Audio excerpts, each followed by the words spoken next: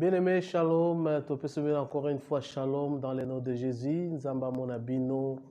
Bandeko ba mesana kolanda biso na kati na loba na Nzambe. Biso toza école des disciples. Tu peux se bino shalom, shalom na école na biso ya bayekoli ya loba na Nzambe. Tika te Nzamba monabino biskano so bozali. Tukangi miso na biso pona kokota na kati na mateya o tobongsi na pokwa na lelo. Nzamba monayo, éternel notre Dieu te rendre grâce. Kombo na ekumbama totiki momona maboko na yo zala nzambe pona biso Seigneur olobi jusqu'à ce que tokoma ba homme parfait à l'état parfait ya ozala lokola Yesu topamboli yo totiki nyonso na maboko na yo na kombo na Yesu bao baolanda biso sikoyo bango mosusu alanda biso sima bamona loboko na yo na kombo na Yesu Masia. Shalom, encore une fois, shalom, bien-aimé dans le Seigneur. Nzamba monabino ba yekoli bato bandima ba bibaza ba disciple na Yesu. Nzamba en tout cas monabino apesa bino loboko to continuer ensemble. Objectif ezali un jour to mona na Yesu. Tokuta na Yesu apesa biso loboko, tokuta na Yesu en tant que Seigneur, tokuta na Yesu en tant que notre Dieu afin que to zala malam. Lelo to lobela lelo mususu bien-aimé, mais avant tout to tanga na loba na Nzambe. Namkanda na 2 Corinthiens chapitre 3 verset 18. Totangi na kombo na Yesu Masia. Nous tous qui les visages découverts contemplons comme dans un miroir la gloire du Seigneur. Nous sommes transformés à la même image, de gloire en gloire, comme par le Seigneur l'Esprit. Amen, c'est la parole de Dieu. Bien-aimé, les autres zoyokola elo moko un peu simple parce que o babengi disciple de Jésus et sengela yeba malamu to yo muto ngoko tanakati na nzela na Nzambe. Sengeli pe oyeba malamu quelles sont les étapes oyo ko permettre yo nakati na nzela oponi olobete Christ azala Seigneur na yo. Ba étape nini sengeli o affranchir pour devenir oyo Nzamba lingi lokola l'apôtre Paul azoloba tokoma na image ya Christ peut to parvenir na kati ya gloire to matalisus likona gloire. Eza important. Thème na biso lelo bien-aimé dans le Seigneur, ezali les 4 étapes de la croissance spirituelle. Mwana na Nzambo aleki na 4 étapes oyo te. C'est difficile pour vivre bon Nzambe. Cela veut dire c'est tellement important où alingi akoma mwana na Nzambe à parvenir kokoma ami de Dieu. Alongwa na étape ya mwana akende na étape ya serviteur pe akoma na étape ya fils pe suka nango akoma na cercle restreint ya Nzambe akoma ami ya Nzambe. Mwana Nzambe sengeli ayeba. Donc, bien-aimé dans le Seigneur, selon Paul, par rapport à ce que l'Esprit lui a révélé, c'est un mot très important dans le verset oyo. But essentiel ya verset oyo sengeli muta comprendre akoma na étape ya malamu Nzamba lingi. Voilà pourquoi tu remeka ko illustrer la croissance chrétienne na ba histoire vraie auto-vivara na on a sena mukilo. Christ azaki na ba habitude ya ko illustrer le royaume des cieux est semblable à ceci. Ça dit pour nous comprendre le royaume de Dieu, Christ prenait des exemples palpables. Par exemple, pour définir le royaume de Dieu, Christ a montré le royaume de Dieu est la filet babouaki na kat na mai. Tant baza ko benda filet, objectif ya filet ezali batba kanga bambisi. Mais na kat ya filet wana matite ko ya, bambiso balia kate ko ya. Sima nango muto ako benda ko luka apona ya malamu. Biso pe na kat na lisolo ya croissance bien-aimé, nous allons illustrer les exemples. Seulement un exemple où il va permettre biso de comprendre qu'est-ce que la croissance. Bien-aimé, par définition, la croissance spirituelle, c'est un processus bien-aimé par lesquels nous devenons de plus en plus semblables à Jésus-Christ. Ezali processus. Quand on bien processus, c'est-à-dire là si ba lolenge ya kokoma lolenge moko na Yesu. C'est-à-dire ezate na botami lelo na komi pe ndenge moko na Yesu. Na botami lelo na komi pe se loko Yesu te. Ezali processus. Ozo kende lelo zalaki boyo tiki boye lobo tiki boye malembe ti okoma semblable lokola Yesu. C'est la croissance spirituelle, c'est le processus par lequel nous devenons. C'est-à-dire tozalaki te. To komi sikoyo. Eza processus ezo mema biso malembe to koma de plus en plus. To koma lokola Christ te, mais de plus en plus petit à petit lokola lolenge moko na ye. C'est-à-dire eza processus wana esengeli biso to comprendre. Voilà pourquoi l'apôtre Paul a précisé biso alobi bino ba oyo vos visages est commis découvert. C'est-à-dire ceux qui ba visage na biso commis découvert nzamba yebi biso sikoyo. Tozalaki bato oyo tozalaki na ba disciples de Jésus te, mais to komi na kan ya Yesu. Na kan ya Yesu tango zo koma na kan ya Yesu ezolakisa totalement que siko nzamba yebi yo. Non, nzamba zana bana na ye, pe nzamba sali bato. Le peuple de Dieu est la famille de Dieu. Nzamba poni mutu moko na sa mukili oyo. Après ko bebisa, après la désobéissance, après tout ce que le monde est passé, nzamba eko pona mutu moko babengi Abraham. Batu bazala ebele ma poni mutu moko alobi na yo na ko bimisa descendance. Biso ba oto bimisi descendance ya Abraham. Ba visage na biso ezali découvert. Ba visage oyo ezali découvert. Ezakaka Abraham te azoloba nous tous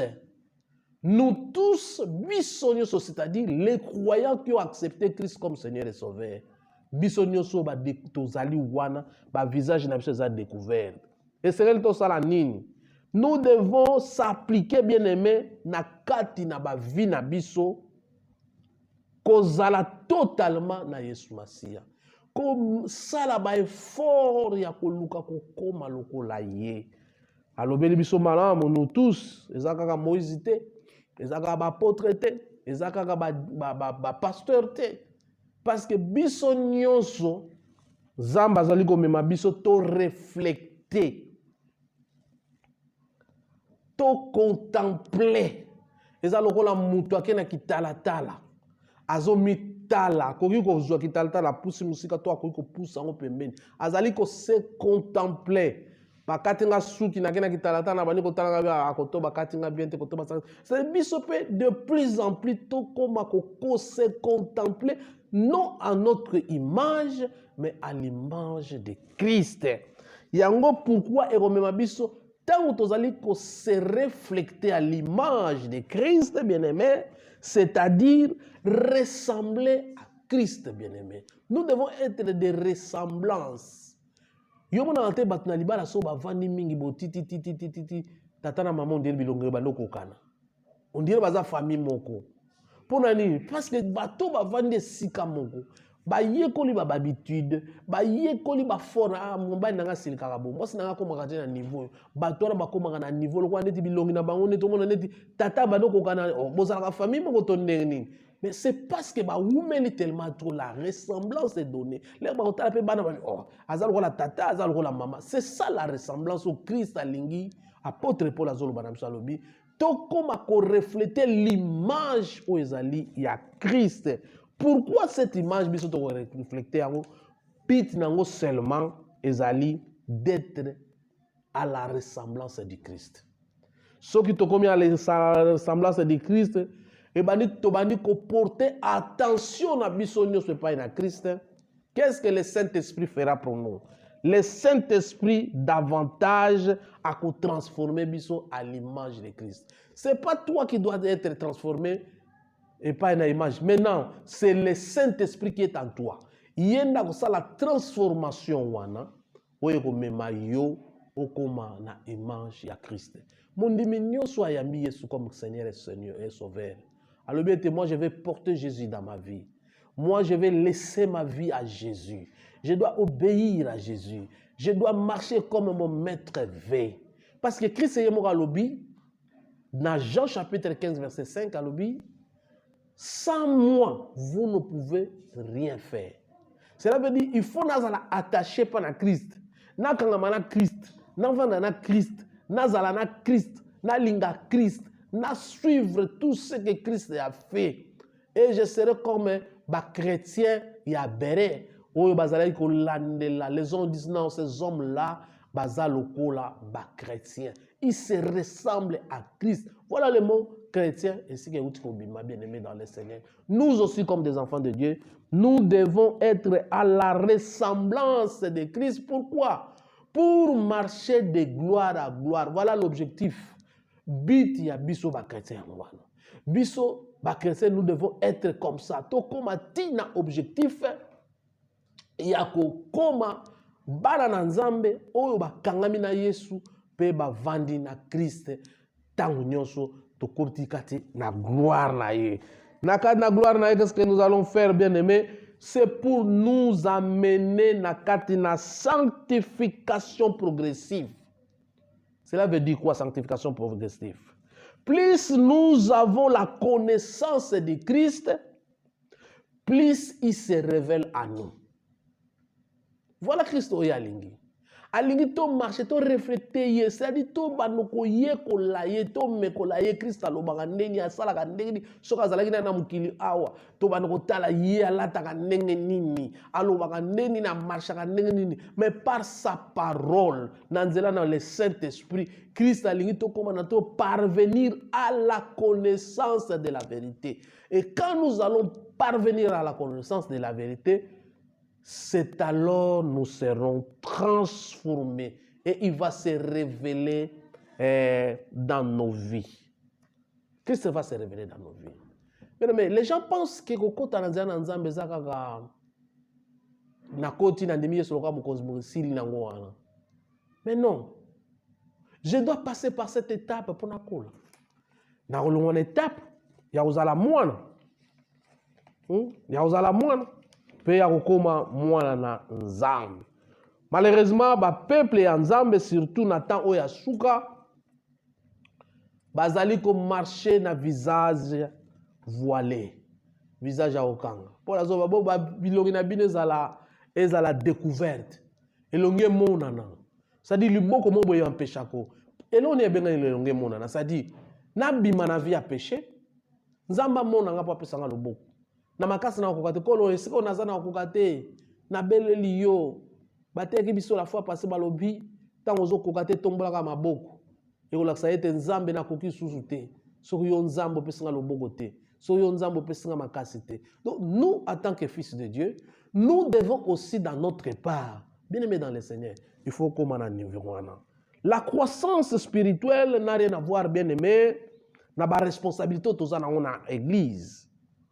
Na kati na l'assemblée na biso ote parce que na komi dirigeant choral nde na koli nous tenons na ve eza ekutu teni eza ekokana tena makambo wana ote na komi pasteur ya onde sko na nga na koli bamsu ba le père dans la foi, les anciens ba yaya kati na kondima, c'est vrai okoyamba Christ avant mais okolate.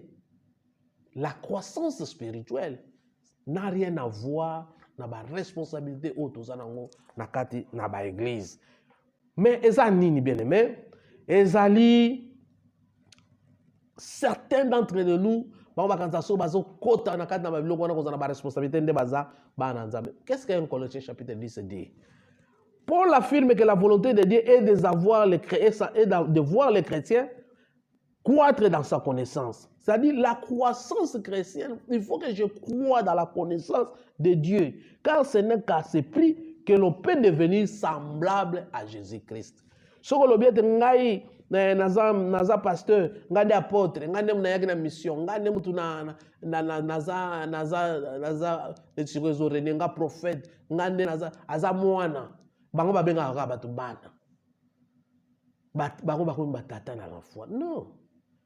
eza kozala na connaissance ya Christ. Tant on a kota na kati na connaissance na Christ nde nazo ko se révéler, Christ azo se révéler nanga. Nazo parvenir kozala na kati. Yango ko permettre nga na se ressembler na Yesu Masia. Mais ça pas se mingi ba se rassembler mingi na Yesu te, ba se ressembler mingi na ba père spirituel na ba. Au soutra père spirituel ça qui nde ni pas comme père net père spirituel na ye. Mais Paul azolo bana tout d'abord ba tozala ba visage découvert. Visage au nzamba moni pe nzamba pesi lo boko. Peut contempler la gloire de Dieu avant de la transformer na image ya Yesu Masia. Bien-aimé, na kati ya croissance chrétienne, tolobela si les 4 étapes. Première étape ezali le chemin de la croix. Tolobela le chemin de la croix, plusieurs chrétiens ba s'imaginer ka soka koti na nzela oyo et ça la maka automatique, Yesu ndendo bana osala skopo ya bika. Il y a le part de Dieu et le part de l'homme. Yonde siko na kati ya chemin de la croix par na yo eza na kati wana. Yango Philippiens chapitre 2 verset 12 à 14. Et le Bible. Ainsi, bien-aimés, comme vous avez toujours obéi, travaillez à votre salut avec crainte et tremblement. Non seulement comme à ma présence, mais bien plus encore maintenant que je suis absent, car c'est Dieu qui produit en vous le vouloir et le faire, selon son bon plaisir. Paul a conseillé, Philippiens nenge wana. Bon, continuez dans cela, bien aimé, vous devez maintenant travailler pour votre foi. La part de l'homme. Travailler pour ton salut. Il faut que travailler. Bien aimé dans le Seigneur. Et ça difficile, un chrétien, il croit que quand il reçoit Christ, ça s'arrête. Ça ne s'arrête pas là. Tu dois travailler pour ta foi. Travailler pour ta foi, il faut ce qu'on a tiré à Massoum. Et là, on est tout ça dans la vie. On a la rétrospection de la vie. Il y a le awa na kokakate nzambe sunganga ekobo na kokangote na milango na kokakate nzambe olobaki soko muta kutani na yo. Je suis en train de travailler. Les gens ne cherchent pas ni ne compliquent na vie na ye. Là où il est faible, ils ne le cherchent pas. Alingi muta bonde la ponatina na ye. Et ça difficile, bien aimé dans le Seigneur. Il faut travailler pour les salis. Non seulement travailler, mais travailler avec crainte. C'est-à-dire, j'ai un Dieu redoutable devant moi, je dois obéir. À ça, là, ma limite. Il faut que je respecte les codes de la route. Comment se fait-il quelqu'un qui peut être chauffeur sans respecter les codes de la route? Il doit respecter les codes. Aussi, il y a des codes qu'on doit respecter. Voilà pourquoi Paul Azoloba travailler, mais vous allez travailler avec crainte parce qu'il y a des limites. Des limites à respecter, des principes à respecter, des choses à laisser. À cause de ce Dieu, il faut arriver à un certain temps à dire que non, ça je laisse à cause de mon Dieu. J'abandonne le péché de masturbation à cause de mon Dieu. J'abandonne l'adultère à cause de mon Dieu. J'abandonne le vol à cause de mon Dieu. Moutoufa komati na niveau wana. Voilà pourquoi, bien-aimé, likambali bosso esengeli muto asala esengeli aleka na passage obligé otobengi la naissance. La naissance, bien-aimé, on ne peut pas parler de la croissance spirituelle d'une vie spirituelle et chrétienne sans parler de la naissance. La naissance est très importante. Muto esengeli abota makatna nzana nzambe. Ce que vous avez permettre de comprendre moi no abota miaye na mukili toko ezwa exemple ya moi swazana zemi moi si pas comme na zemi et sengeli mobali a même semence et pas ya moi si na ye na moment certain c'est-à-dire na moment oyo moi si akoki kozala féconde aussi sera memi semence wana à déposer semence, c'est alors, bien-aimé dans le Seigneur, et qu'on permettre moi si akoma na zemi. Lero mwasi akoma na zemi, Bible ezoloba na biso akokubanda koyoka ba effet ya mukumbo ya memi. Mu effet oyo ezaka courant attaqué na hôpital te ye moko na nzota mwasi abana koyoka neti na ba nausée na sanza ba nausée munoko bando beba ye mo abololo munoko bandi ko beba ayoka mwa ko sanza nzoto bandi ko koma fatigue bando kota na ba sommeil nzoto na ye moko ekozala ekomi moto par rapport na ndenga zaka liboso température na ye ekozala un peu élevé parce que akomi na mukumba. Avec un peu d'attention, bien-aimé, tu peux rendre compte que les signes wana nyonso et même biso petan tozo botama spirituellement. La naissance spirituelle d'un chrétien. Les signes wana peut accompagner biso. C'est-à-dire le kola namukanda na Luc chapitre 1 verset 35 ezoloba. Le Saint-Esprit viendra sur toi et la puissance du Très-Haut te couvrira de son ombre. C'est pourquoi le Saint-Enfant qui naîtra de toi sera appelé Fils de Dieu. O ezamaloba ange Gabriel azo yebisa Marie. Mulimo oyakati na yo akomema semence. Mwana akobotama akobengama mwana na nzambe. Ndenge pe mobali amemaka semence, amemi yango tipa ya mama waza pepre akoyamba semence akobi kobota. C'est cette forme-là que l'enfant de Dieu naît aussi dans la vie. À la lumière de la parole bien-aimée dans le Seigneur, nous allons découvrir que la sémence incorruptible, où est la parole de Dieu, et il y a qu'à cause la déposer. Ange Gabriel a même pas à Marie de la même forme. Un frère a même cette sémence-là incorruptible, c'est la parole de Dieu. Aye kote ayo Yesu, alobina yo Yesu azana bon moi. Atikeli yo liloba wana. Liloba wana egomemelo nini, bien-aimé dans le Seigneur. Tango oza péché, obandi ko yoka nausée ya masumu. Ah liloba oyo, liloba nzambe lobi boto ke li fel. Ngana salaka masumu, nausée ya masumu wana ya ancienne vie na yo. En vie obandi ko memakala wana. Tolobi mo so azana zemi. Azana 4 caractéristiques yaga. Abana ko ba nausée, munoko bando bebaye. C'est-à-dire à changer hein.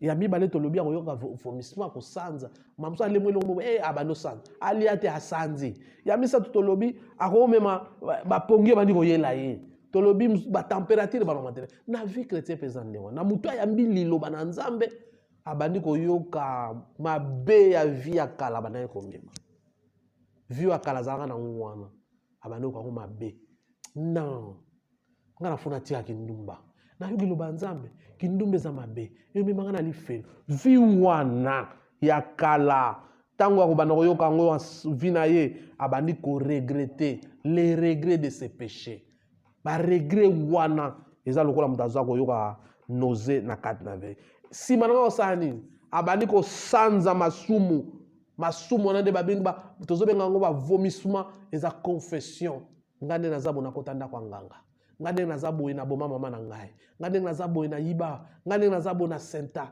ngande na zabo abandi ko vomir, c'est-à-dire il fait des confessions na kati ya masumu ono so salaki simana ngwe oleka nini bien aimé sommeil profond moi c'est kaka sommeil hein sommeil wana eroya na kati na vie na ye. Pourquoi? Parce que il doit être mort de l'ancienne vie. Le sommeil au Bible zoloba na biso dans Hébreux chapitre 4 verset 10 et le car celui qui entre dans le repos de Dieu se repose de tous ses œuvres. Na moto ya kotika na nzambe na repos ya nzambe. Na moto alobete ngana yambi Christ comme Seigneur et Sauveur. Mutu wana koti na repos. Loko na zoko na repos, nyoko mikumba ngana komema na repos musala nini. Je dois déposer toutes mes fardeaux, je laisse à côté. Parce que na koti na repos éternel. Hein, bien aimé. Et la rito comme tu comprends le logo. C'est-à-dire tu déposes ton ancienne vie aux alaka nango, aux alaka kununa, aux alaka moyibi, aux alaka ndoki, aucun na na repos. Oko surtout comme ça yo tambula la kindoki te na sa mokuti ndoko na bino aux alaka ndoki ndoki mukolo wana omoni oyoki sango ke nzamba memi abia visiteur na lola omoni noko na onando pour avant kufa il sait quoi, il s'est reposé de ses œuvres abandonnées makambuana. C'est très important, bien aimé dans le Seigneur. C'est très important, très important. Oui, Seigneur, moi, on comprendre biloko tozoloba. Si on comprend dans notre, il sera difficile de se reposer na répondre à yo. Il te sera difficile parce que le repos de Dieu, pour qu'autant il faut déposer ses œuvres. C'est ça ce qu'on appelle le sommeil profond. Cette mort sera consommée quand dans les eaux du baptême. Mort wana po yokufa. Kaka tango yokondima ozwa baptême dans le Seigneur. Soko zwi baptême ndozo kufa kat na kolo. Romains chapitre 6 verset 4 ezoloba na biso tango ozwa baptême ozo kufa na mai na baptême tango baza ko lamusa yo ozali ko sekwa elongo na Christ lolenge notre maître akufaki. Et ça est tellement important.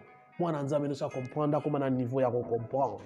Parce que Moutou a déclaré à l'obi, ngana botama ya sika. Mais a expérimenté makambo to lobite, nausée ayoka yangote, température matayete, a sanzate, Moutou faut vérifier qu'on dit manaye malam. A vérifier à l'obaete, est-ce que ngai vraiment na zaimo ananzambe? Ngai vraiment na bongola motema? Ngai vraiment na koma mo ananzambe? Ce qui mouta komiti na niveau na ko comprendre et que ça malam. Celui qui par contre l'a fait devient à ce moment le Fils de Dieu. Na mutu asali lo lenge wana. Bible zolo ba dans Jean chapitre 1er verset 12.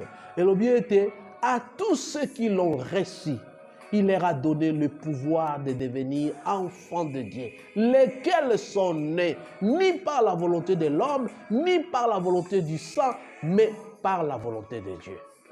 C'est à partir de cela que le Fils de Dieu te donne le pouvoir de devenir enfant de Dieu. Voilà la naissance. Olingi oko la nanzea nanzambe, il faut naître de nouveau. Botamment. Comment na nausée à vino ya kala. Banda ko sanza dans la confession. Banda ko yoka pongi ya libela ya ko se livrer na vie ya kala. C'est alors le Saint-Esprit te donnera une nouvelle température. Deuxième caractéristique, pour te donner rapidement, le bien était soko botami asika, ozalina nous enfants, ozana ba caractéristique d'un enfant de Dieu. Un enfant de Dieu pareillement a commis nouveau-né, azali kat na mukili oyo, mwana soka botami, azana nou mwana bazolengelati. Mon pepe beta été biloka makasa kolia te azomilana no mabele et Seigneur va préparer une sorte de nouvel enseignement pour nayo atange mwana nzambe ozwa ba enseignement oyo ko bebisa yote parce que utina maternité et Seigneur meri ba yeba yo na maternité faut ba koma kombo na yo oyo ko bimela na maternité ça dit ba yebi yo dans le livre de la vie. Quand tu t'es né de nouveau, automatiquement, tu prends les caractéristiques d'un enfant de Dieu. Et à partir de cela, ton nom est écrit dans les livres de vie. De la même forme, moi, Nabi Marana Sedoula nae déjà na hôpital comme on est comme de la même forme, biso peso to botami, nanzia nanzambe, to bimagana carte na biso, ya ola saete ngai na botama na hôpital tel, maman nanga kombo na tel. C'est-à-dire ton nom est inscrit dans le livre de vie na muto abotami sika. Et muto abotami sika caractéristique à mon ensemble, il doit aimer Dieu, bien-aimé. Sincèrement, il va tourner le dos na bamakambo abanaiko sala kala poto bengi son ancienne vie. Il doit donner cette tourner le dos nakati nabiloko oyo abanaiko sala. Très important, bien-aimé. Il y a à comprendre makambo tozoloba. C'est vraiment important. Ceux qui m'ont ensemble à comprendre à comprendre le côté. Donc on noter les sous changement positif et aux alakat na vie naie.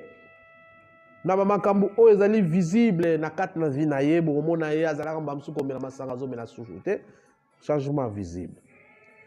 Toutefois azotikala fragile parce qu'aza nano bébé akomi na étape mokolo te aza fragile. Les intempéries il y a un problème il faut le protéger. Les protéger comment? Il faut les protéger aussi spirituellement, psychologiquement et physiquement. C'est-à-dire le nouveau-né oyo abotami sikazala on a ba déchet de sa vie. C'est-à-dire moi biloko mike maman sumo mike ayebi na ko sambela te ayebi na ko pesa confiance te pa na Nzambe. Azana mo ba biloko wana mike et sengeli ba contrôler spirituellement par un homme. Azana un homme charnel.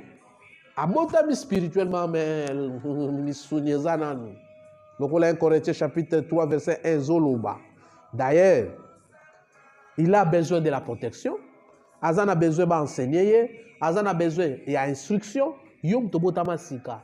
Oye l'église, oyami yesu lokola sika ndeko nanga Joanna, ndeko nanga par exemple Katia, ndeko nanga par exemple Grâce, ndeko nanga par exemple bino bobotami sika wana, boyambi Christ sika. Bozan a besoin d'enseignement, bozan a besoin d'instruction, bozan a besoin de protection, bozan a besoin de prière, bozan a besoin de bino nzamba linganga nini. Ko sala semblante obotami sikomba mo komi maître ezalaka te na nzela o. Eza procédure tolobaki croissance spirituelle c'est une processus oyo mutu akendaka nango. Yango esengeli ba enseignement oyo ba ko proposer moi na Nzambe ezala na niveau na ye pona ko courir ba risque ya ko sala ba scandale lokola Hébreux chapitre 4 Hébreux chapitre 5 verset 13 ezoloba. Donc, troisième étape, il y a croissance chrétienne bien-aimé dans le Seigneur. Ezali kolongwa mwana kokoma serviteur. Étape on dira ezo dépendre na mutu. Ayambi Christ lelo moni azo sala ba prouesse alongwe mwana komi serviteur. Ça dépend de ya mutu par rapport na l'Esprit Saint ezo tambusa. Et donc kolongwa mwana kokoma serviteur, d'enfant à serviteur. Bah, chrétien belé parfois, bah, homme de Dieu, bah, reconnaître bah, détail. Malheureusement, bah, les cas sont que bah, bah, titre, bah, penser que ce que nous avons passé, sont comme pasteur, de comme serviteur. Non, non, non, non, non. Étude mon côté, dans Matthieu chapitre 4, verset 10. Yesu loba, na molimo retire-toi de moi, car il est écrit. Tu adoreras le Seigneur, ton Dieu, et tu le serviras. Et tu devons l'accepter que vous allez serviteur des aga, vous allez pasteur, vous allez serviteur des aga, vous allez apôtre, vous allez serviteur des aga, vous allez bishop, vous allez prophète. Na mutu azo adorer Nzambe, akoki ko servir. Mutu adora. Un adorateur de Dieu, c'est un serviteur de Dieu. Donc, tokoki kolongolamba joya koloba véritable adorateur Yanzambe, il est le même temps un serviteur de Dieu. C'est lui qui adore Dieu. Même nakatanda kuna un vrai adorateur. Akimi masumu à cause du péché atiki, alobi Nzambe ngana adoraka, atana koyemba, atana prière, c'est un serviteur de Dieu. O Nzambe azo pesa valeur, koleka un pasteur ma yuyez aza dans l'église, mais il fait d'autres choses. Donc un vrai adorateur, c'est ça qu'on appelle un serviteur de Dieu. Bon, un serviteur de double honneur, non. Serviteur, il y a double honneur, c'est un adorateur qui sert Dieu na solo. Serviteur, on va couper sa double honneur. Parce que dans le monde, même les démons reconnaissent celui-ci un serviteur de Dieu. Nous allons protéger. Alors, pour na étape il y a la croissance, il faut les cas d'un enfant à un serviteur de Dieu. Un serviteur de Dieu, c'est une personne jadis au stade d'enfant. Bien aimé, qu'est-ce qu'il a? Il a reçu des instructions, des enseignements qu'elles servent de maître en exécution. Voilà un serviteur. Tant que vous avez des instructions, vous former, vous avez l'électricité, vous former ce qu'on a comme électricien. Et ça simple. Donc serviteur mwana ayekoli maloba na Nzambe ba enseignement ba kotisi si malanga bandi ko pratiquer on a commis serviteur de Dieu. Azo reconnaître ba enseignement ya maître na ye. Lokola Jean 15 verset 15 ezoloba. Luc chapitre 12 verset 45 à 18. Oya yokoli maloba na Nzambe ndeko ako permettre koyeba Nzambe na makambo ne. Quatrième et dernière croissance, étape plutôt, tolobi kolongwa des serviteurs à un ami. Donc, kolongwa nazali serviteur, nazo sala, serviteur toko zalebele nanda kwa roi. Ba serviteur bazebele.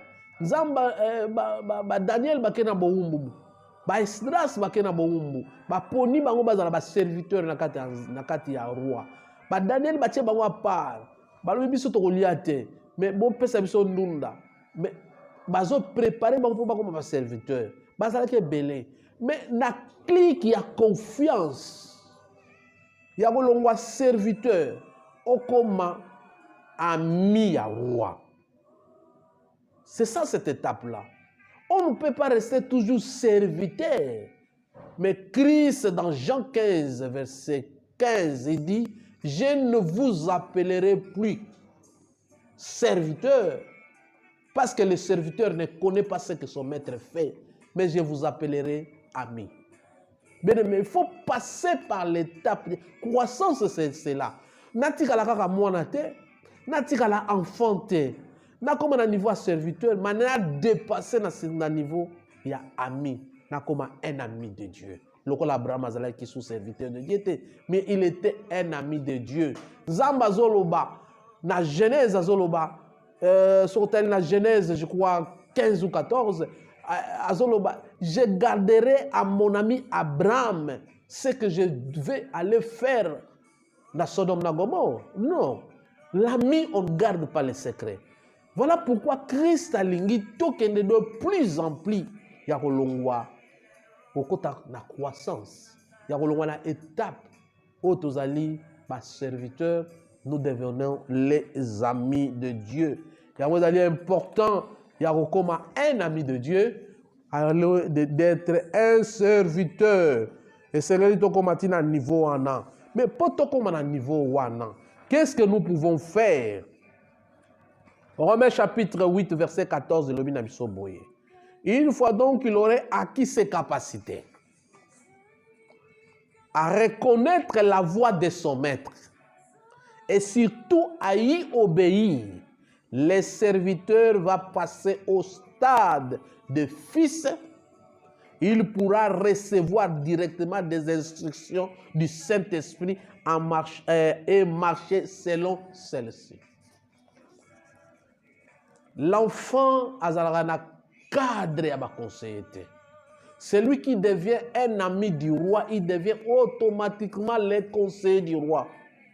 Bah secret, il y a roi peut partager les secrets pour naïe. Paul nous confirme, pour que l'homme soit à coma plutôt à ce niveau-là, la Bible dit il faut qu'il reconnaisse la voix de son maître. Pourquoi comment conseiller à président, ce président malamute. Ce que président a confiance dans nous. Ou comment conseiller tes bien-aimés dans le Seigneur. Et surtout à y obéir à cette voix. Et le serviteur passera. Le serviteur va passer au stade de fils. Il pourra recevoir directement les instructions. C'est-à-dire à côté d'un cercle restreint. Le fils, c'est un disciple. Fils a comme disciple. Il y a Christ. Où il y a Coli. Puis où il y a se rassembler na papa. Alors se rassembler na papa par rapport à quoi? Par rapport à ma louba zoyo kapa ya maître. Ndeko perpètre yé.